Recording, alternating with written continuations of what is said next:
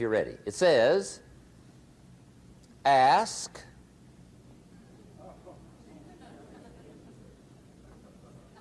That's it.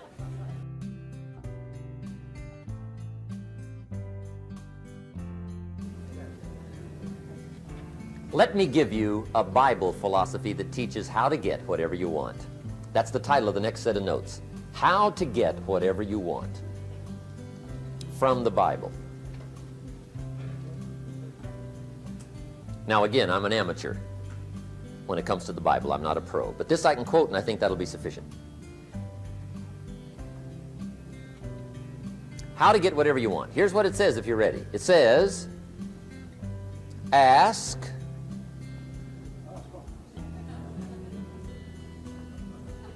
That's it. End of notes. Ask. If there's one art in life to learn extremely well, that's got to be one of them. The art of asking. What does ask mean? Ask means, what do you want? And the formula is staggering. It says ask and what? A guy ought to look into that.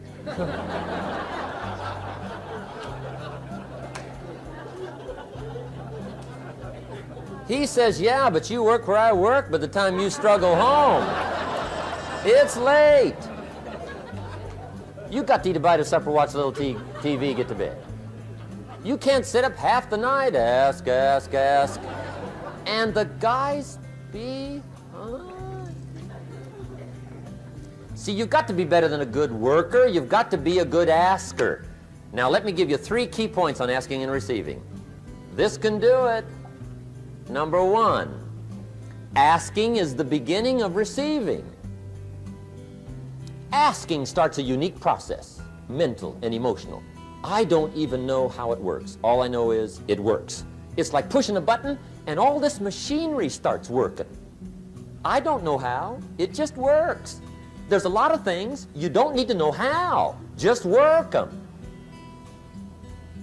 Some people are always studying the roots. Others are picking the fruit. I mean, it depends on what end of it you want in on.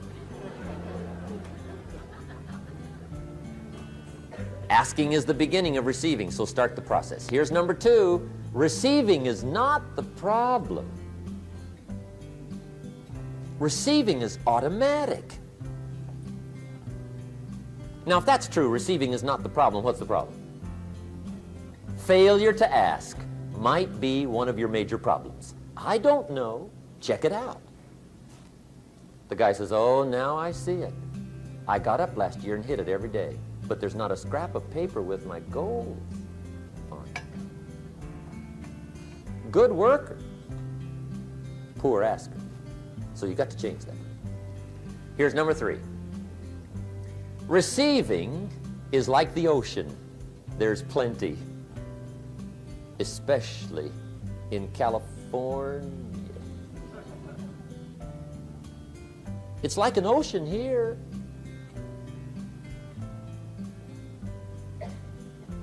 Success is not in short supply. It isn't rationed, and you stepped up to the window and it was all gone. No, no, no. It's like an ocean here. Now, if that's true, what's the problem? Well, some people go to the ocean with a teaspoon. Have you got the picture? See, what you want to do in view of the size of the ocean is trade your teaspoon for at least a bucket, and you'll look better down at the ocean. Kids won't make fun of you, right? Okay. Now, there's 2 ways to ask, and we'll wrap up goal setting. 2 ways. Here's number 1. Ask with intelligence. It didn't say ask intelligently, but I'm sure it meant that. Don't mumble. You don't get anything by mumbling. Be clear. Be specific. Intelligent asking means how wide, how high, how soon, when, what size, what color, how much. Define what you want and describe what you want. That's powerful. In the weekend seminar we teach, Goals become like a magnet. They pull you that direction. And the better you describe them, the more they pull. So ask intelligently. Here's number 2. Ask with faith. That's the childish part of the equation. Believe you can get what you want like a child. Not an adult. Adults are too skeptical.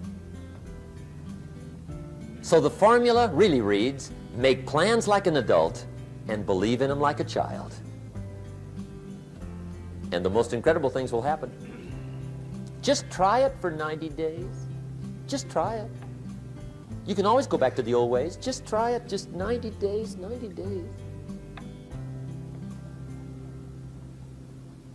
Now here's the last qualifying phrase on goal setting, as we promised to qualify everything. And it simply goes like this. Remember, you won't get everything you want. And we've already studied the reason for that. Simply, sometimes it hails on your crop and rains on your parade. It's that kind of planet. So you won't get everything you want, but if you will work this goal-setting formula, you can get plenty for wealth and happiness. Okay, that's goal setting. We use it around the world. We recommend it. Now, maybe it won't work as well for you as it has for me. I don't know. Maybe not. But what if it did? You got to try.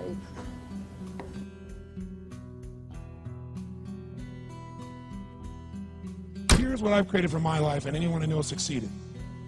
I'm a 17-year-old kid from Azusa, California, with no real education other than self-education, with no background, with parents that did their best, all of them, with no money, but I did one thing. I love people, and I had an enormous demand I made upon myself, and I sculpted my mind and my emotions to get me to do whatever it would take to achieve and to contribute. But to do that, I did it by using my body and changing my focus. I did it by putting myself in a peak physiology and using what I call incantations. Can you train yourself to believe something, yes or no? Absolutely. How many of you ever made the fatal mistake of going to Disneyland or Disney World, and while you're there made the fatal mistake of going to a ride called It's a Small World After All? What happens for about a week after you're out of that damn place? You're still singing this thing in your head in 24 languages, right? Well, let me tell you something. How many of you have things when you want to go achieve them and this part of your voice goes, oh, it's not going to happen, or forget it? I'm going to got a voice that sometimes interrupts that good pattern. Say I. And what you want to do is train a new one. So starting when I was 17, I started doing incantations, not affirmations. Affirmation, you go, I'm happy, I'm happy, I'm happy, I'm happy, I'm happy. What's the problem? You haven't changed your what? Your what? Physiology. If you don't change your physiology, you won't get anything. So an incantation is not only you speak it, but you embody what you're saying with all the intensity you can. And you do it with enough repetitions that it sticks in your head. Like It's a Small World, now the conversation in your head is always the same and it gives you what you want. So you use your body and your voice. So 17 years ago, I started doing things. I was working for Jim Rohn, this speaker, and I was 17 years old. I had long hair, minestrone soup, acne on my face. And I was trying to call on Bear Stearns type of people and convince them why they should go to this man's seminar and be more successful. I was driving a 1968 Volkswagen that I had earned at $40 a week as a janitor. The only way I did it was park far from the building and then go in, and I love people, and I believe, but I put myself in state, and I was able to influence people that were far more successful than I was at the time. I would do something that I still do backstage and have done for 23 years. Because I don't hope I'm going to be in a good state, I demand it. So I do an incantation using my whole body. I'd say, I now command my subconscious mind to direct me in helping as many people as possible alive today to better their lives by giving me the strength, the emotion, the persuasion, the humor, the brevity, whatever it takes to show these people and get these people to change their lives now.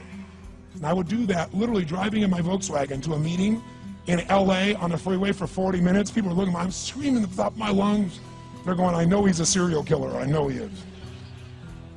But by the time I entered that room, when two people meet, if there's rapport, the person who's most certain will always influence the other person. And I was totally certain, and they were trying to get revved up to certainty. Do you agree with this? Yes or no? I do another one because I was poor. I changed my mindset. I kept doing things, but I never got beyond it. I'd say God's wealth is circulating in my life. His wealth flows to me in avalanches of abundance. All my needs, desires, and goals are met instantaneously by infinite intelligence, for I'm one with God and God is everything. And I would imagine the abundance of my life, and I would feel so grateful. And a year later, I went from making $38,000 a year to making $1 million.